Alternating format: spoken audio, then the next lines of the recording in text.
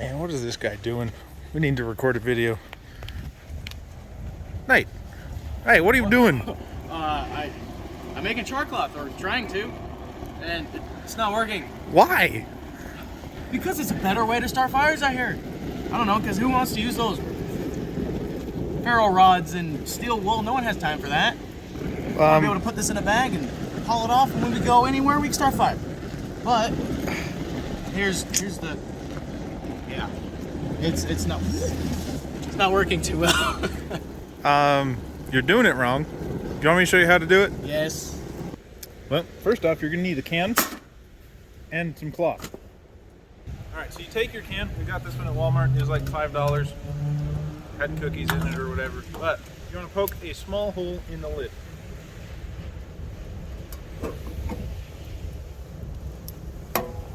That will do. It's not really a hole, it's more of a gash, but whatever.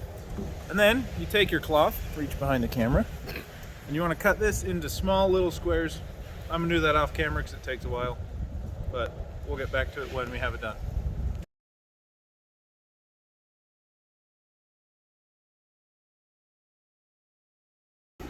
Alright, so we have our tub filled with our cloth here. It's just an old towel. I don't know if I've said that already.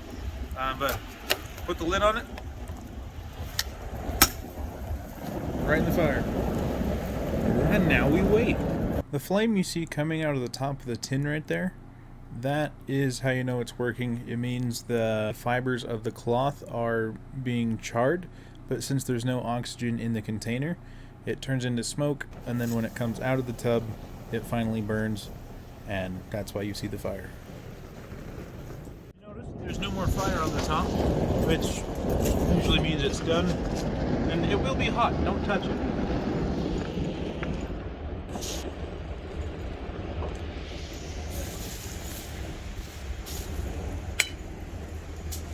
We're gonna let this cool off for a little bit.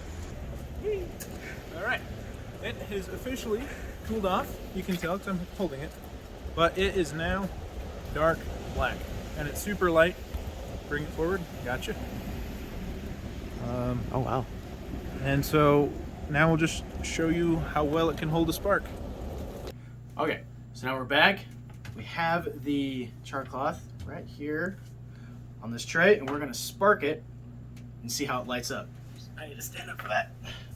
Let's see.